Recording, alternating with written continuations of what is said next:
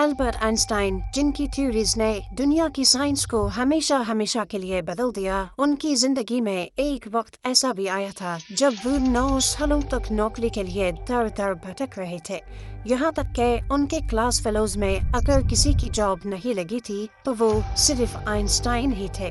लेकिन किसने सोचा था जो लड़का स्कूल में सबसे स्लो लर्नर समझा जाता था, एक दिन उसके दरवाजे पर इजराइल के प्रेसिडेंट बनने की ऑफर आएगी। आइंस्टाइन ने इस इजरायली एम्बेसडर को क्या जवाब दिया और वो क्या वजूहात थीं जिनकी वजह से इतने इंटेलिजेंट शख्स को कोई जॉब पर रखने को तैयार नहीं था। जिम टीवी में आपका स्वागत है। नाज़रीन, एल्बर्ट आइंस्टाइन 1879 में जर्मनी के शहर उल्म में पैदा हुए। बचपन में ही उनको अजीब नजरों से देखा जाता था क्योंकि वो दूसरे बच्चों की तरह नहीं थे। वो बहुत स्लो लर्नर थे, लेट बोलना शुरू किया और स्कूल में टीचर्स उनको एवरेज या कमजोर स्टूडेंट समझते थे। पर इसके पीछे वजह ये थी कि आइंस्टाइन हर चीज को क्यूरियोसिटी की निगाह से देखते थे। स्कूल में अगर उनको कोई चीज समझ नहीं आती थी तो रट्टा लगाकर उसे याद करने के बजाय वो उसके कॉन्सेप्ट्स को समझने की कोशिश करने में लग जाते थे, जिसकी वजह से वो हमेशा कोर्स में पीछे रह जाते थे। आइंस्टाइन बचपन से ही काफी क्रिएटिव थे और यही उनकी कमजोरी भी थी और बाद में उनकी ताकत भी बनी। आइंस्टाइन की अर्ली एजुकेशन म्यूनिक में हुई, जहां उनको जर्मन स्कूलिंग का स्ट्रिक्ट डिसिप्लिन बेस्ड सिस्टम बिल्कुल पसंद नहीं था। एक वक्त आया जब तंग आकर आइंस्टाइन ने स्कूल छोड़ दिया और अपनी फैमिली के साथ स्विट्जरलैंड शिफ्ट हो गए ताकि वहां के लिबरल एजुकेशन सिस्टम में अपनी जगह बना सके। वो वहाँ के ज्यूरिक पॉलीटेक्निक कॉलेज में फिजिक्स और मैथमेटिक्स में एडमिशन लेना चाहते थे। एंट्रेंस एग्जामिनेशन में उन्होंने मैथ्स और फिजिक्स के पेपर को फौरन सॉल्व कर लिया, लेकिन दूसरे सब्जेक्ट्स जैसा कि जियोलॉजी, लिटरेचर और पॉलिटिक्स में वो पूरी तरह फेल हुए। एंट्रेंस एग्जाम के बाद कॉलेज के प्रोफेसर ने आइंस्टाइन को अपने ऑफिस में बुलाया। वो आइंस्टाइन के मैथ्स और फिजिक्स के जवाब देखकर काफी हैरान थे। वो जानना चाहते थे कि आइंस्टाइन को ये सब किसने पढ़ाया है, जिस पर आइंस्टाइन ने जवाब दिया कि उन्होंने ये सब खुद से पढ़ा है। पर दूसरे सब्जेक्ट्स जिनमें ज्यादातर सिर्फ रट्टा काम करता था, उनमें आइंस्टाइन पूरी तरह फेल हुए थे। प्रोफेसर ने उनको बताया कि अगर उनको इस कॉलेज में एडमिशन चाहिए तो सिर्फ मैथमेटिक्स और फिजिक्स काम नहीं करेगी। उनको दूसरे सब्जेक्ट्स की तैयारी करने के लिए वापस 1 साल स्कूल में लगाना होगा। मायूस होकर आइंस्टाइन को वापस 1 साल स्कूल में लगाना पड़ा और अगले साल खुशकिस्मती से वो ज्यूरिक पॉलीटेक्निक कॉलेज के एंट्रेंस एग्जाम में पास हो गए। पर कॉलेज में एडमिशन लेने से आइंस्टाइन की नेचर नहीं बदली। यहाँ पर भी वो बोरिंग लेक्चर्स को स्किप करते, खुद से पढ़ाई करते और प्रोफेसर से ज्यादा इम्प्रेस नहीं होते थे। यानी उनके आगे पीछे घूमना आइंस्टाइन की फितरत नहीं थी। इस सब का रिजल्ट ये निकला कि जब आइंस्टाइन 1900 में ग्रेजुएट हुए तो उनके प्रोफेसर्स ने उनको जॉब रिकमेंडेशन देने से इनकार कर दिया। अब बेशक वो ज्यादा ज़हीन थे, लेकिन आइंस्टाइन के पास कोई स्ट्रॉन्ग रेफरेंस नहीं था, कोई मेंटर नहीं था जो उनको एक एकेडमिक या रिसर्च जॉब दिला सके। उस दौर में साइंस की फील्ड में जॉब पाने के लिए प्रोफेसर की रिकमेंडेशन बहुत इम्पोर्टेंट होती थी और आइंस्टाइन उस रेस में पीछे रह गए। और रिजल्ट ये निकला कि उनके क्लासमेट्स जिनसे वो एकेडमिकली स्ट्रॉन्ग थे, अच्छी पोजीशंस पर पहुंच गए क्योंकि उनके पास प्रोफेसर का सपोर्ट था। आइंस्टाइन ने जर्मनी और स्विट्जरलैंड में कई जगह अप्लाई किया। यूनिवर्सिटीज, स्कूल्स, रिसर्च इंस्टीट्यूट्स, हर जगह उनको मना हो गया। लेटर्स लिखे, प्रोफेसर से मिले, लेकिन सब जगह एक ही जवाब, हमें अफसोस है, हम आपको हायर नहीं कर सकते। आइंस्टाइन के लिए ये पर्सनली भी पेनफुल था क्योंकि वो समझते थे कि उनका काम और पोटेंशियल लोगों को दिखाई नहीं दे रहा। आइंस्टाइन के लेटर्स और डायरी से उनकी इस फ्रस्ट्रेशन का अच्छी तरह अंदाजा लगाया जाता है। आइंस्टाइन ने एक दफ़ा अपने डायरी में लिखा था, ये लगता है जैसे दुनिया को मेरी कोई ज़रूरत ही नहीं, हर दरवाज़ा बंद लगता है। अपनी फैमिली को लिखे गए लेटर में ये मेंशन था, मैं हर जगह अप्लाई करता हूँ लेकिन ना तो जवाब मिलता है, ना ही किसी को मेरी ज़रूरत है। लगता है मेरी ज़िंदगी में कुछ भी ठीक नहीं जा रहा। एक और फेमस लेटर जो उन्होंने अपनी गर्लफ्रेंड मिलीवा को लिखा, उसमें आइंस्टाइन ने कहा, मुझे लगता है मैं एक यूजलेस इंसान बन गया हूँ। मैं सिर्फ फिजिक्स में जीता हूँ, पर दुनिया सिर्फ उन लोगों की सुनती है जो उनके सिस्टम में फिट बैठते हैं। ये फ्रस्ट्रेशन आइंस्टाइन की पर्सनल लाइफ को असरअंदाज कर रही थी। पैसे की तंगी, शादी में टेंशन्स और खुद से डिससेटिस्फेक्शन। एक और प्रॉब्लम ये थी कि आइंस्टाइन की नेचर बहुत ज़्यादा आइडियलिस्टिक थी। वो क्लियर थे कि वो सिर्फ साइंस से रिलेटेड ही जॉब करेंगे। प्रैक्टिकल या कमर्शियल जॉब्स में उनका कोई इंटरेस्ट नहीं था। उस वक्त आइंस्टाइन का अफेयर उनकी एक क्लास फेलो मिलीवा के साथ चल रहा था, लेकिन दोनों की शादी सिर्फ इस वजह से नहीं हो रही थी क्योंकि आइंस्टाइन के पास कोई जॉब नहीं थी। फाइनेंशियल प्रेशर बढ़ रहा था। मिलीवा एक्सपेक्ट कर रही थी कि आइंस्टाइन कुछ कमाए, लेकिन आइंस्टाइन के हाथ जैसे जकड़े हुए थे। एक वक्त आया जब आइंस्टाइन को प्राइवेट ट्यूटर बनकर पैसे कमाने पड़े, जहां वो स्कूल स्टूडेंट्स को मैथ्स और फिजिक्स पढ़ाते थे। आखिरकार आइंस्टाइन के एक दोस्त ने उनको एडवाइस दिया कि बैरन पेटेंट ऑफिस में एक एग्जामिनर की जॉब के लिए अप्लाई करो। ये एक लो लेवल गवर्नमेंट जॉब थी, लेकिन कम से कम एक स्टार्ट था।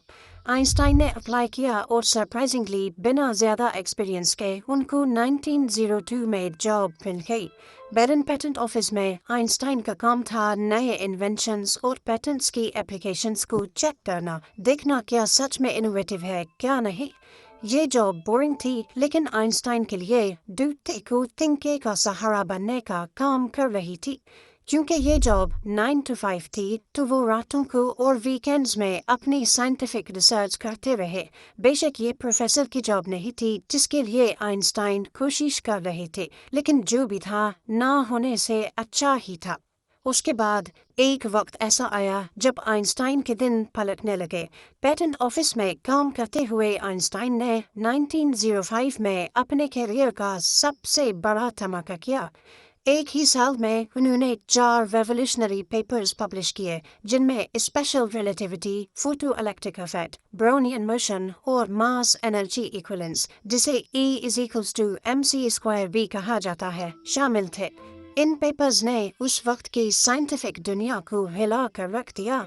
अचानक पेटेंट ऑफिस में मामूली सी जॉब करने वाला नाम यूरोप के साइंसदानों में मशहूर होने लगा। आइंस्टाइन का एक paper photo electric effect quantum physics की बुनियाद बना और दूसरे स्पेशल रिलेटिविटी ने समय और स्पेस की समझ को बदल कर रख दिया। 1900 में पास आउट होने के बाद आखिरकार 1909 में यानी ग्रेजुएशन के 9 सालों के बाद उनको यूनिवर्सिटी ऑफ ज्यूरिख में असिस्टेंट प्रोफेसर बनने की जॉब ऑफर मिली। एल्बर्ट आइंस्टाइन की शख्सियत को लोगों ने कभी पूरी तरह नहीं समझा। साइंस की दुनिया से बाहर जो आइंस्टाइन था, उनकी इमेज बहुत कंफ्यूजिंग रही है।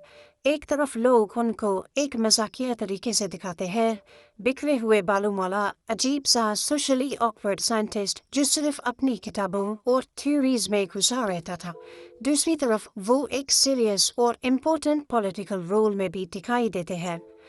1932 में आइंस्टाइन जर्मनी से भाग गए, बस एक साल पहले जब हिटलर ने वहां पावर संभाली। क्योंकि हिटलर ज्यूज के काफी खिलाफ था और आइंस्टाइन का ताल्लुक भी एक ज्यूइश खानदान से ही था।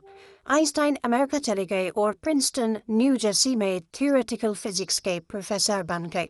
वो सिर्फ साइंस के हीरो ही नहीं, बल्कि पूरी दुनिया की ज्यूइश कम्युनिटी का एक फेमस और रिस्पेक्टेड चेहरा भी थे। इस दौरान ज्यूज की अपनी स्टेट इजराइल के बनने का अमल चल रहा था और पैलेस्टाइन में इसी मुद्दे को लेकर काफी जंगें हो रही थी। आखिरकार 1948 में इजराइल फॉर्मली वजूद में आ गया, लेकिन सिर्फ 4 सालों के बाद 1952 में इजराइल के पहले प्रेसिडेंट हाइम वाइजमैन इंतकाल कर गए। अब ज्यूइश कम्युनिटी के सर पर कोई लीडर नहीं था, तो उस वक्त ज़ायनिस्ट लीडर्स ने सोचा कि क्यों ना एल्बर्ट आइंस्टाइन को अगला प्रेसिडेंट बनाया जाए। आखिरकार वो एक जाने माने फिजिसिस्ट भी थे और समाज में इनकी इज्जत भी थी। मतलब वो एक साइंटिस्ट ही नहीं, एक पॉलिटिकल और कल्चरल आइकन भी बन चुके थे। 17 नवंबर 1952 को आइंस्टाइन को एक लेटर मिला। ये लेटर भेजा था अब्बा एबान ने, जो उस वक्त यूनाइटेड नेशंस में इजराइल का एम्बेसडर था। लेटर में लिखा था, इस लेटर के जरिए आपको प्राइम मिनिस्टर बेन गुरियन का पैगाम पहुंचाया जा रहा है कि अगर इजरायली पार्लियामेंट आपको वोट देकर इजराइल का प्रेसिडेंट बनाए तो क्या आप ये ऑफर कबूल करेंगे। अगर आप मान जाते हैं तो आपको इजराइल शिफ्ट होना पड़ेगा और वहाँ की सिटीजनशिप लेनी होगी। प्राइम मिनिस्टर की तरफ से यकीन दिलाया जाता है कि ऐसी सूरत में आपको अपना साइंटिफिक काम पूरी आज़ादी और सहूलत के साथ कंटिन्यू करने दिया जाएगा। ये बहुत बड़ा और इमोशनल ऑफर था, पर आइंस्टाइन के प्लान्स कुछ और ही थे। उन्होंने पलटकर जो जवाब दिया वो उनकी ज़िंदगी का एक और पहलू सामने लाता है। आइंस्टाइन ने जवाब में लिखा, मुझे इजराइल की तरफ से प्रेसिडेंट बनाने का जो ऑफर दिया गया है उससे मैं बहुत ज़्यादा इमोशनल हूँ, लेकिन साथ ही उदास और शर्मिंदा भी हूँ कि मैं इसे कबूल नहीं कर सकता। मैं ज़िंदगी भर सिर्फ ऑब्जेक्टिव चीज़ों से डील करता आया हूँ, इसीलिए मेरे पास ना तो लोगों को संभालने की फितरत है और ना ही ऑफिशियल जिम्मेदारियाँ निभाने का तजर्बा। मतलब आइंस्टाइन ने खुद को पॉलिटिकल लीडरशिप के लायक नहीं समझा था। उस वक्त आइंस्टाइन की एज 73 इयर्स थी। जब उनको ये ऑफर मिला तो उन्होंने अपने कार में रुके हुए एक मेहमान को बताया था कि ये ऑफर बहुत ऑकवर्ड है। बाद में उन्होंने एक जेरूसलम के अखबार को जो उनके लिए कैंपेन कर रहा था ये भी समझाया कि मैं ऐसे किसी चांस का सामना नहीं करना चाहता जहां मुझे गवर्नमेंट के फैसलों के साथ चलना पड़े जो कभी मेरे ज़मीर के खिलाफ जा सकती हो। मतलब आइंस्टाइन सिर्फ इसलिए मना नहीं कर रहे थे कि वो पॉलिटिकली फिट नहीं थे, बल्कि इसलिए भी कि वो अपनी ज़िंदगी में कभी भी अपने ज़मीर के खिलाफ नहीं जाना चाहते थे। फिर चाहे कितनी भी बड़ी कुर्सी या इज्जत क्यों ना मिले। लोग जो जज्बाती तौर पर एक्साइटेड हो रहे थे आइंस्टाइन को प्रेसिडेंट बनाने के आइडिया पर, वो एक इम्पोर्टेंट बात बोल रहे थे कि आइंस्टाइन इजराइल के लिए सिंपैथेटिक जरूर थे, लेकिन वो कभी भी एक पैशनेट ज़ायोनिस्ट नहीं थे।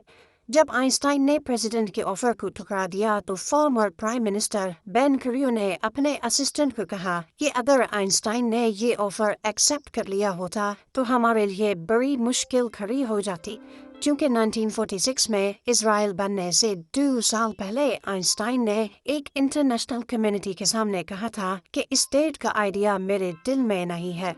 यानी असल में आइंस्टाइन इजराइल को अलग स्टेट में नहीं देखना चाहते थे। आखिरकार 16 दिसंबर 1952 को यित्ज़हाक बेन-ज़वी इजराइल के दूसरे प्रेसिडेंट बन गए। उम्मीद है एमटीवी की ये वीडियो भी आप लोग भरपूर लाइक और शेयर करेंगे। आप लोगों के प्यार भरे कमेंट्स का बेहद शुक्रिया। मिलते हैं अगली शानदार वीडियो में।